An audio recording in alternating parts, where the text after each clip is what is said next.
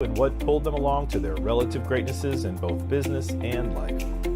Thanks for tuning in. The Pulling Each Other Along podcast starts right now. Hello again, this is Doug Cornfield. I am with the Pulling Each Other Along podcast. I've got my guest host today, Dave Stevens. Dave Clark couldn't make it today, still dealing with that hurricane down in Florida and some other things. He's going to be on some podcasts with us soon, though. But as always, we promised the greatest guests in the world, and I think I got one. Her name is Ishveen Ajali, and she's actually with us all the way from London. She's an amazing woman, and she's in the sports world, so that really connects with us. Really cool. We were talking with her just before this broadcast, and she is the CEO of a sports sponsorship program, but I don't want to get anything wrong, and so I'm going to let her introduce herself all the way from London. Ishveen, tell the Pulling Each Other Along podcast people hello. Hello, thank you so much for having me on.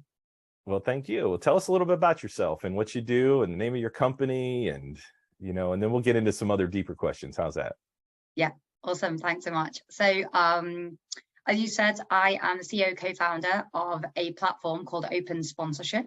So opensponsorship.com, and the genesis was I used to be a sports agent and fell in love with sponsorship as a form of marketing, obviously on the athlete side, or basically as a podcaster, whatever. Sponsorship is so necessary as a financial means to success. Sure. And so it's super important on that side. And then for brands, it's such a powerful way of marketing, right? Like having your name and brand aligned with athletes or teams or causes that you really believe in as a brand. Yet sponsorship deal making is so tough.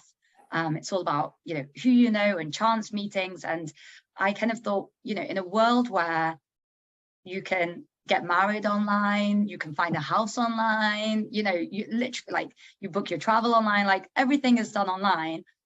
Sponsorship, why is that so offline? It didn't really make sense. And it is such a, it's a huge industry, $60 billion. And so essentially our mission is to be the Airbnb of sponsorship, a place where anyone can go and buy and sell sponsorship rights. And we're very much on our mission to getting there.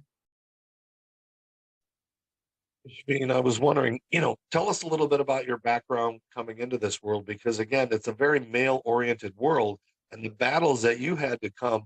I'm just curious as far as where you got to, because America's a lot different over here, and I think your opportunities there, they're more accepting than what we have on our end of old white guys that are still oblivious to how the world should work. So just give us a synopsis of how you overcame all those hurdles to become such a success, especially as a female. Oh, thank you. Thanks, Dave. So yeah, it's interesting. So I had played sports kind of all my life, not quite to your level, Dave, but I had sports was my thing. I studied at Oxford University, but I basically was known as spending most of my time on the playing field as much as possible, and running to lectures in between matches of games or whatever I was doing. And then I became a management consultant in London, and it was during that time, a couple of years in, where I was like, on my heartstrings are really pulling me into the sports industry, and like many people who want to work in the sports industry, and didn't really know what was an option and what wasn't. And then I thought, well, if I'm going to do this one crazy move and piss off my parents, let me just do it twice. And so I actually moved to India in 2009 to work in the sports industry. And so I worked in cricket predominantly, but various other sports. And that's kind of how I fell into sports. And it's interesting. I think one of the biggest benefits about playing sports is it's so meritocratic.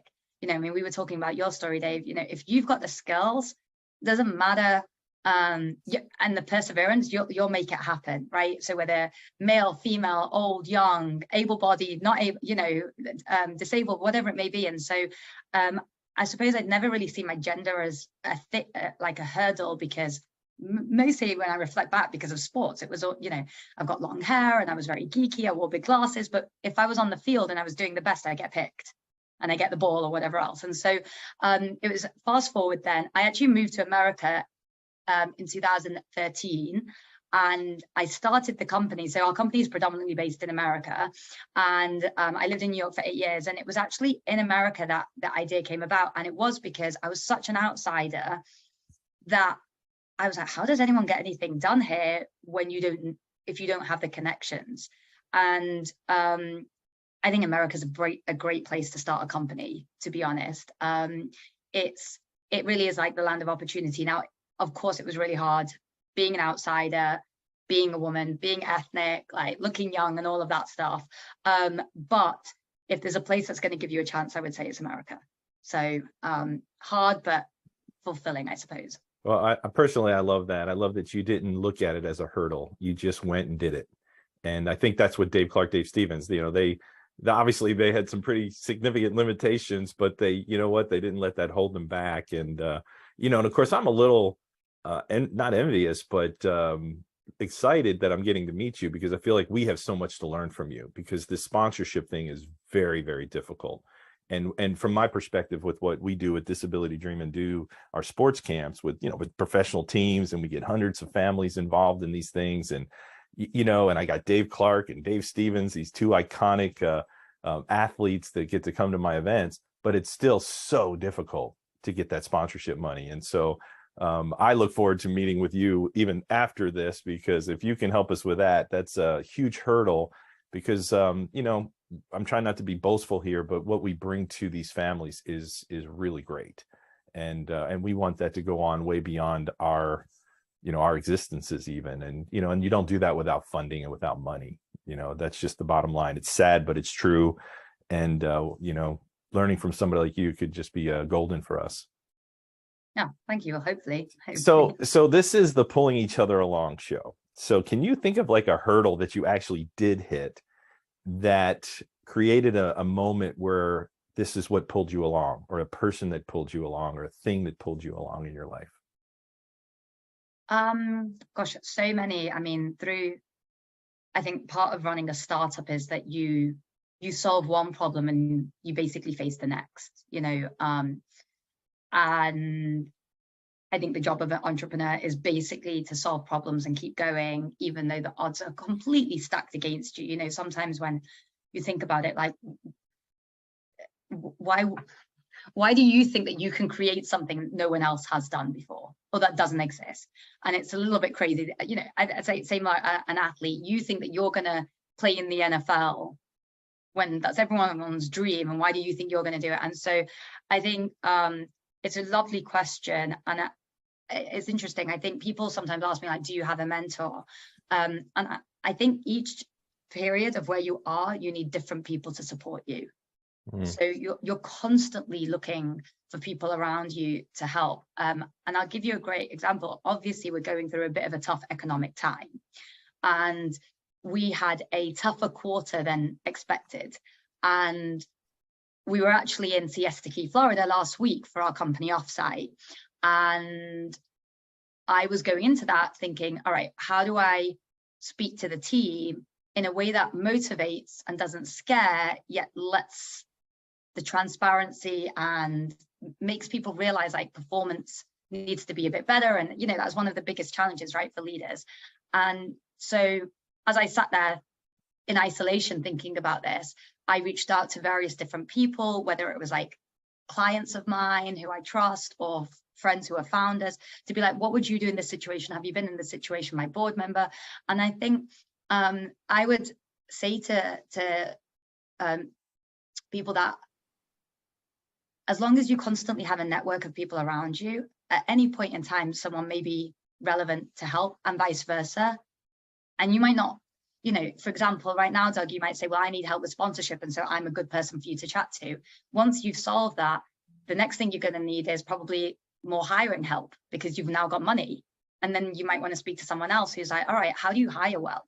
How do I hire economically and whatever else? And so I think the challenges are ongoing, and it's about having brilliant people around you. And a lot of those times they're your peers. They're not people 2 levels above. Maybe they're just ahead of you. I liken it. I know in parenthood, you have like people who have kids at the same time, and they become your support system, right? Because you need that. And then that kind of falls away after a little bit of time because you don't need them anymore. And so I constantly have amazing people around me who I'm seeking help from based on the problems I'm facing. That's just really good advice. I love that, the pulling each other along, because we, with our stories, oftentimes it's somebody might pull you along today, but it might be somebody different tomorrow. And then obviously what you're doing, even for these athletes that you're getting sponsorships for, you're helping pull them along, maybe creating a new problem that they need to get somebody else to help pull them along to the next station or the next stop. And that just fits perfectly with what we do. And so that's I love that. Dave, what came from you with when she was talking about all those things? I think she's also bearing the lead, because now she is pulling people along, because they just landed a deal with the NBA Players Association. And so it's like, how does this small, feminine little person work with these giant athletes that are 6'8", 6'9", with the mentality, again, of not knowing sports, or maybe ignorance or whatever? How did you land that deal, and where do you see this, as far as what your organization is going to be doing for these guys in the next few years? Yeah, absolutely. So we had been speaking to the NBPA for a number of years around using our services, and like any deal, any client deal, the synergy has to be that your pain point can be solved by us at this time. And it's the hardest thing, because you have this solution and you're like, this is so obvious, but if they're not feeling that pain point, or it's not a priority, it's just not happening. And I think for the NBPA, and you have to earn their trust, because they're very skeptic about people stealing their money and sports agents. And so, I mean, that must be part of the process as well. Huge. And I think it really helps the fact that we've now been around 7 years. We are backed by the likes of Serena Williams and David Blitzer, who owns the 76ers. And, and that took years to get to, right? Because you don't get investors like that when you first launch. And so it's a grind, but it pays off. And then you have to leverage that to create validation and move on. So with the NBPA, absolutely correct. Like, I think we'd won their trust. We do a lot of deals for the NBA anyway, independently. And data is one of the most important things in the world right now, but there's so much of it. But actually making it usable, even with us in our company, like, how do we make it usable? How do we make it transparent, real time? And for the NBPA, what they realized is a brand will come to them and say, all right, tell me which athletes love gaming, or tell me which athletes drink beer. And it's quite a hard challenge, right? Like, through your roster and things change and whatever else. And we have so much data on the athletes, on the pricing of those athletes, and we can manage it. And so it's such a, then their pain point, their need could immediately be filled by us. And, obviously we hope that there's a joint hope here, which is what happens is when you've got better data, you can help sponsorship of the non-top 5%. Because otherwise it's quite hard to justify, right? Everyone kind of gravitates to the Steph Murrays or the Currys or the LeBron Jameses of the world. But there's a whole roster of players who authentically, let's talk about you, Dave, like, you're such a great story. There are so many brands who would be way better aligned with you than just a big name. But it's quite hard to create those matches authentically without data to say this is a good match for you, right? Or exposure or whatever else. And so I think working together, we hope that the NBPA will be doing more deals for their non-top 5%, which is what they hope. And it just kind of benefits everyone. Right.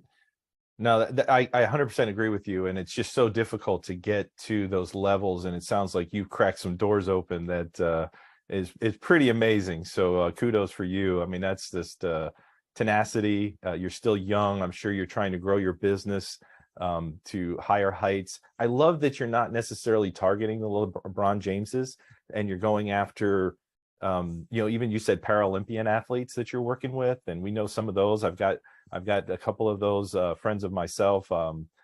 Jamal Hill, who's highlighted in my book, was a Paralympic swimmer. And he's just a great guy, so he'd be a great connection for me to make with you as well. And Chris Nikic, are you familiar with the Chris Nikic story? I know he's signed with Adidas right now, but Chris is the first Down syndrome man that ever finished an Ironman, and now he's done 2. And he won an ESPY last year, presented by Tim Tebow, and so those are the athletes that we're highlighting. But then how do we get them those sponsorships? And even friends like mine, like Rocky Blyer, who's just, there was a television movie made about him, And, you know, how do we kind of recycle that story, just like we're seeing Bo Knows now a little bit more, and we're seeing Barry Sanders even show up. And I know JB Bernstein, I think is, you may know JB, I'm not sure. He was the person that created the game, The $1 Million Arm, that Disney did a movie about. Yeah, of course. Yeah. You know, we met JB years ago, although he doesn't seem to be doing as much in the sports world right now. But, you know, it's just these, how do you get those 5%ers to that next level? And you don't have to tell me all your secrets, but, you know, what do we do? What are we looking for? How do we introduce those people to you? Because right now, Dave and I can probably introduce you a lot of those kind of people. Yeah. So I think that's where the platform really makes a difference. So just to give you a quick highlight as to how we work. So brands will come to us, and our job is, I'd say 50% of our job is selling them on why sports, why athletes, right? And so, you know, why use athletes over other influencers, over fitness bloggers, or any other form of marketing, right? Because it's marketing spend, and it could go anywhere else. So that's 50% of our job. And then 50% of our job is, now that you're sold, how do we create the best campaign? And so brands will come to us and they'll then put up a campaign, and it'll say, you know, looking for athletes who want to try our supplement product in exchange for a social media post or a cool content piece or a testimonial. We're offering $500, $5,000, $50,000, whatever it may be. And frankly, where the model shifts is, for the top 5%, the money is so big that you can spend a lot of time like negotiating. They can be 10 middlemen. There's enough margin in that, you know, to pay everyone off.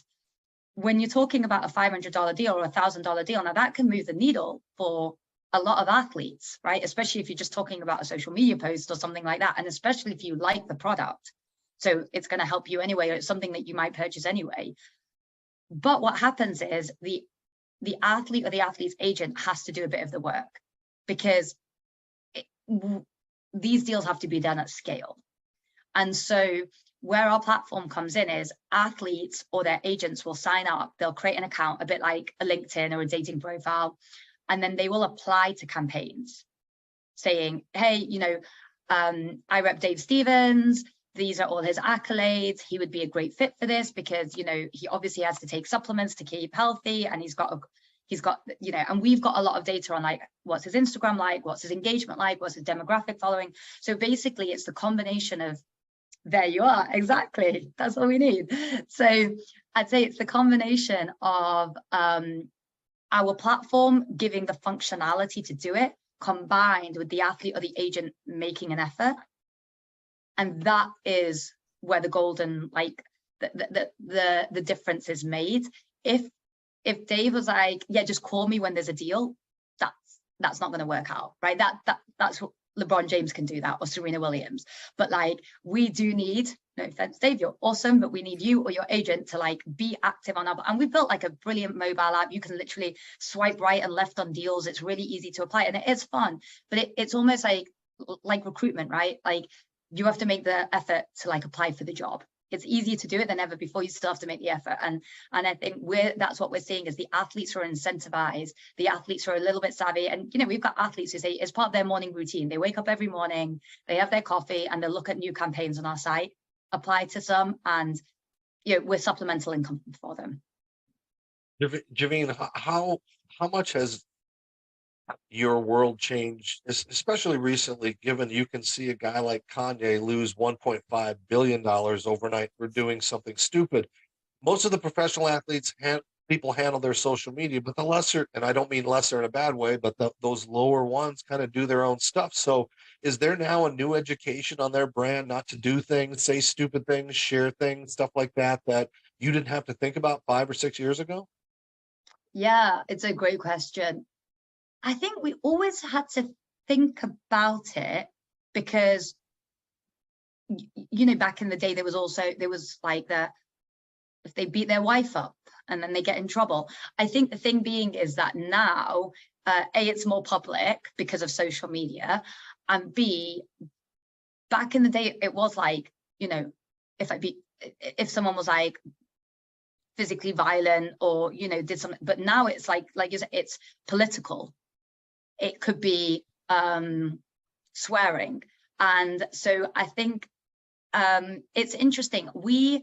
What's our stand on it? You know, interestingly, I would say, I feel like there are brands for every type of athlete. You may remember, do you remember when Ryan Lochte during one of the Olympics made up that story about being at the gas pump?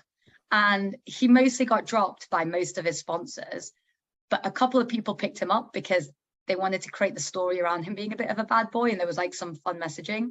And it's happened a few times. And so I'd say, I think athletes can do whatever they want, but then they just need to be ready for the repercussions.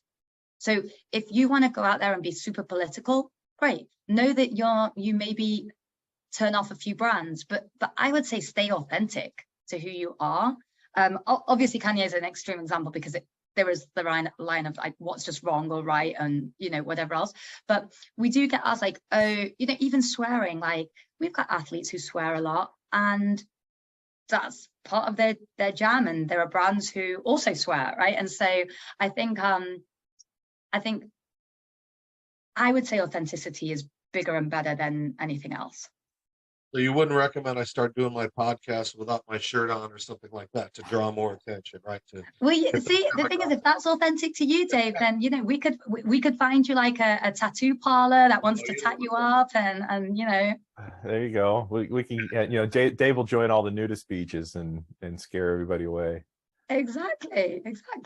So we could promote the nudist beaches. Probably not for the Pulling Each Other Along show, but you know, we like to promote kindness, and we've got wonderful stories of kindness and what pulls people along. But also we you know, part of what we're going to do is cycles around with what you were just talking about in your business model.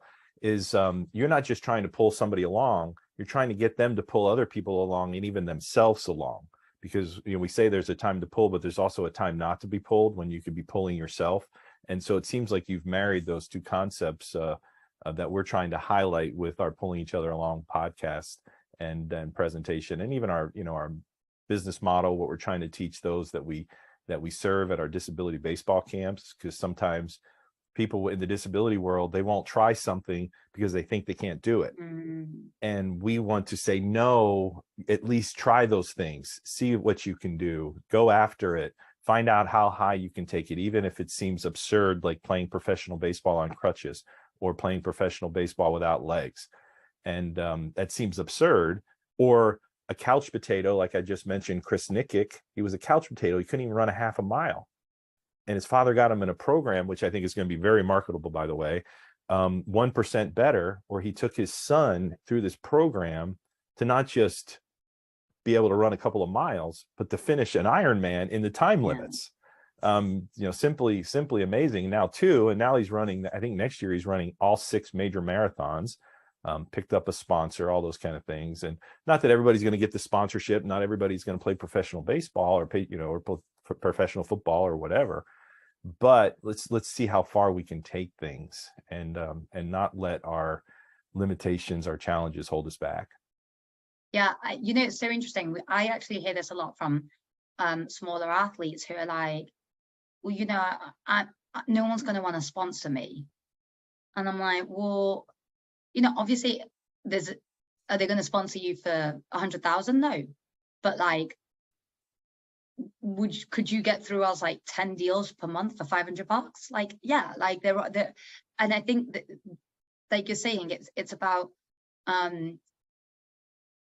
it's so funny when I meet, like, you know, Olympians who have retired, and they're like, yeah, but you know, that was a long time ago. You were in the Olympics, dude. Like, you are marketable. There is a story there. That's amazing. And you see it so much with athletes having a little bit of a complex that because I'm not in the NBA, like I'm not worthy, kind of thing. Right. Or they didn't win the gold, or they didn't, you know, Dave Clark's like, I deal with that with Dave Clark, not Dave Stevens so much, but Dave Clark, when I first started getting him to do speaking events years ago, he's like, who's going to pay me to do this? And I'm like, you know, and then when I started getting like $10,000 payments, you know, to do this, which is not that easy, but we still were getting them. Then he's like, from his perspective, that was mind boggling. Yeah. But he's such a 1%er, and Dave Stevens would be the same way. These guys, they've accomplished amazing things. don't underestimate your value to a corporation to share your stories. And so I love that. I love what you're doing. For our Pulling Each Other Along audience, I like to kind of end with a question, but Dave, I want to make sure you don't have anything to follow up before I ask my final question to Ishveen. She's been so polite with us today. No, it's been great having her. And, ever since Oscar Pistorius did what he did, which was tragic, he ruined it for us legless guys. So it's nice to hear the advice of what I can do to rebuild that brand. But I'm wondering, my final thought is, there's such a finite timetable for these athletes, sometimes 3 to 5 years, sometimes a knee injury and you're done in one. So I think it's important what you're doing too, because you establish those relationships. Let's say you've set up a 12th man off the bench doing local car commercials. He might end up getting a dealership, or somebody might buy that yogurt company or start a pizza place or something like that. So I think you're also helping them transition what could be into the future. And I wonder how much of that, again, is part of that marketing spot. So, hey, we see this guy 3 or 4 years. We don't remember him anymore, but the locals will, or that city that embraced him will. Yeah, absolutely. There's, especially in America, right? It's such a big market, and local marketing. I mean, that's why Facebook and Google Ads have taken off so much, because the ability to hyper, target locally. Well, athletes are great for that, right? Like, who's the most famous person in Philadelphia? It's an athlete. And then let's go even, then it might be a college athlete in a local town. And so exactly to that point, that they are a celebrity, and that athletes have achieved something that most people never even dream of, right? Even if they haven't won the gold. And so I love the localized aspect. I love the relevance for all time, the storytelling. Like sometimes the best athletes are the ones who played on the team with Joe Montana, because they tell you stories that you wouldn't ever hear, right? And they may not have, they might be like a offensive line, someone that you're not really familiar with. They were on the special teams, but they're open with their stories, and they're and it's great. And what was it like in the locker room? And so I think if you give the opportunity to these guys to work with your brand, you won't regret it like that. I mean, that's obviously why I love what we do. No, I love that. And of course my entrepreneurial things are going off, because what you just said, like we had Terry Bradshaw write the forward, but we interviewed some other people like Rocky Blyer, and his center, one of his linemen was John Kolb, and he gave us some of the greatest stories, to interject with the forward by Terry Bradshaw, things that nobody probably ever knew or remembered, but a story that he tells probably one-on-one, kind of thing. And it's funny, and it gives a point, and it kind of creates that, that Terry Bradshaw, he's got that incredible brand of kind of acting like he's not the smartest guy in the world, but he's obviously pretty smart all the way to the bank.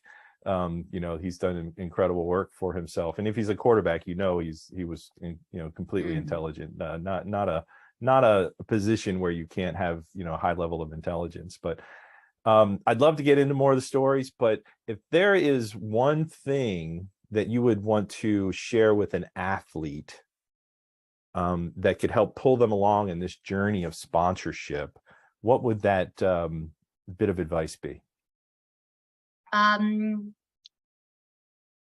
know it's tough for a lot of athletes, because you want to play your sport, and that's what you want to focus on. But unfortunately, social media is too important today to ignore if you want to be sponsored.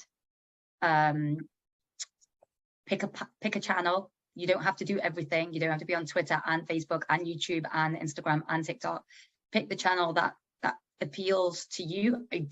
For us, I'd say Instagram is the strongest, TikTok's the second. And make an effort. Unfortunately, I say unfortunately because I know that a lot of athletes, people do not, that's not natural to them, but make an effort to create good content and build the brand of who you are on and off the field, and it will really help your sponsorship revenue. Really good advice. And of course, I have so many more questions for you, but I want to leave it there. Thank you, And Ishveen. don't forget, if there's any professional athletes out there or burgeoning professional athletes, make sure you go to opensponsorship.com. That is your website, and that is what you guys are doing. And it really is. It's been great to have you on here, talking to us and talking about, you're revolutionizing the world of sponsorship. Yes. Thank you, yes. Dave. Actually, my marketing team would have kicked my ass if I had left it without saying, actually, the one thing you can do to help your sponsorship revenue is come to us, because we have the most deals out there. So yeah, thank you. And we'll be putting your direct links into our comment section. And fortunately, you were smart enough to get your website in right in the beginning of the show, which I noticed. And so that tells me that you really know what you're doing, because oftentimes people aren't listening still to the show right now. They've whatever reason they've turned it off, or they've gone on to our next show.